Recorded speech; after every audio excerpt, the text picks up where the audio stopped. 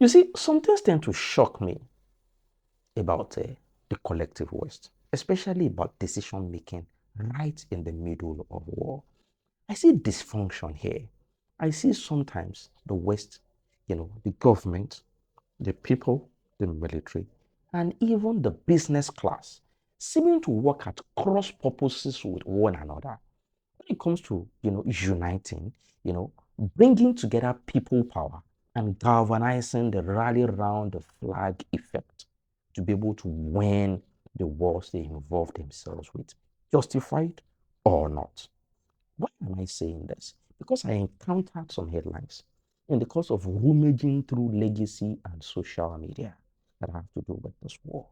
And they are giving me some kind of mental confusion.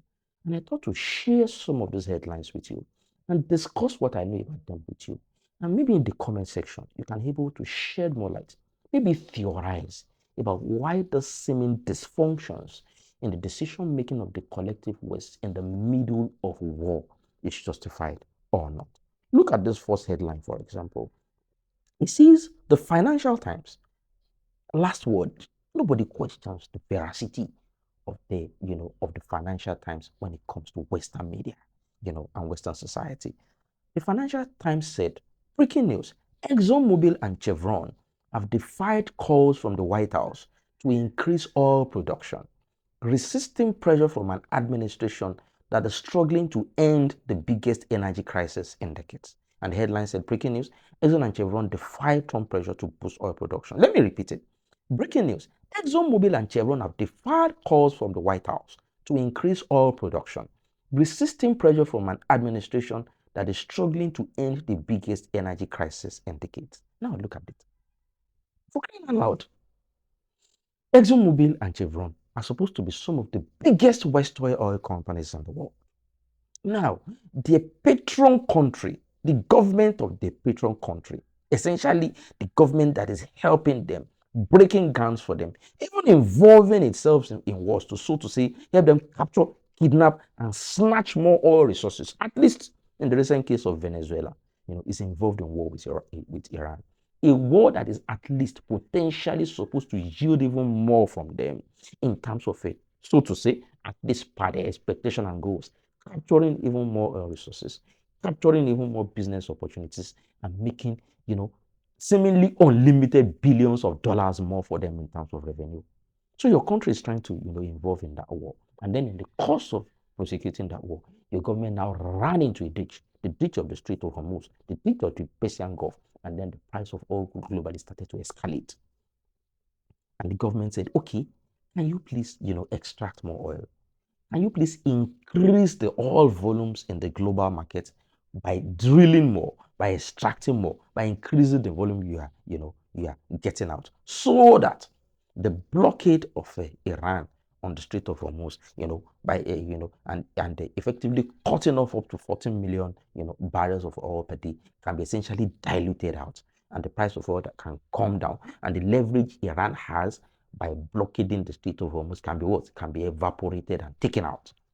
And exactly at that time, those same oil companies that the leader and the country and the military is fighting for tooth and nail, tooth and nail to actually improve their business fortunes are now saying, we are not going to drill more.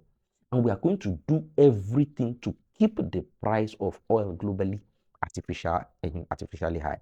We are going to do everything to keep the price of gasoline at the pumps for the Americans artificially high.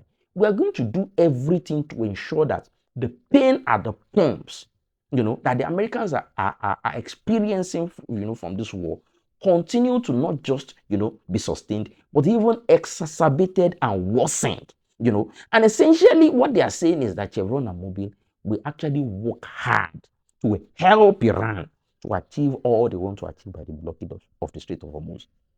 How logical is that? Does that even make sense at all?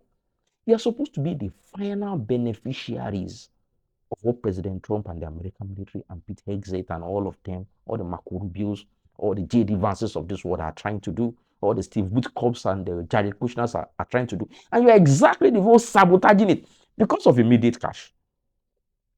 They need to make unlimited money, so to say, from the capture of Venezuelan oil resources after the capture and the, eventual, sending of President Maduro to American prisons. And your government is now saying, drill more so that the price can come down and they can essentially phase out whatever effect, that Iran's blockade of the Strait of Hormuz is piling on Americans, piling on several countries, piling on several governments, and essentially ensuring that America loses this war. And you are saying no when it is for your own benefit because of the immediate dollars you want to cash out from the, artificially high, global, price of oil. How exactly does that make sense? Can you please educate me in the comment section? And then look at this news story too. And this is even from the leadership. It's not even from oil companies or the people. Again, the Financial Times said, breaking news, the US president said he will begin to impose the tariffs next week, attacking the EU for not complying with the deal he struck with the US last year and escalating transatlantic trade tensions. And the major headline says, Donald Trump says he will raise tariff on European vehicles by 25%. Again, Donald Trump says he will raise tariff on European vehicles by 25%. These are the exact same NATO allies that Trump is saying they must follow him to go and do the fighting and the unaliving in Iran, from the Strait of Hormuz, in the Persian Gulf, in Isfahan, in Tehran, in Hormuzgan, in Lorestan, in every part of Iran, to essentially help him to, create the scenarios that will be perfect for regime change in Iran. Without the Europeans, Donald Trump is going with nobody. You see, if the Europeans don't join Trump to go fight the battle for the soul of Iran, nobody will join the US of A, including and especially the Israelis. One of the first things the Israelis put out when it was time to attempt the ground invasion of Iran was that they will not be joining. They will not be participating in a ground invasion of Iran.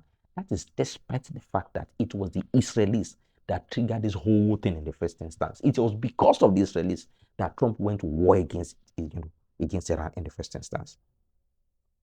And now these are exactly the same Europeans Trump is trying to beg to actually proceed with him to go and fight the Iranians. At exactly that same time, they are saying, no, is now piling an increased 25% tariffs on European cars.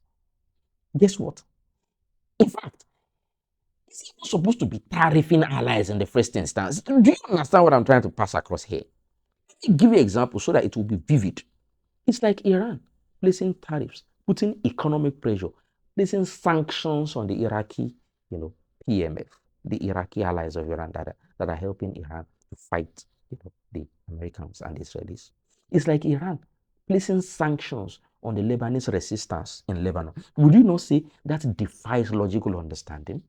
It's like Iran putting extreme, economic pressure on the, on the Yemeni resistance, who are helping them do wonders on the Red Sea, who are helping them holding the fort, so that if there is need to, they can pile even increase the economic pressure on the Americans and the Israelis on the Red Sea, on the Bab el-Mandab, and on the, on the Gulf of Eden.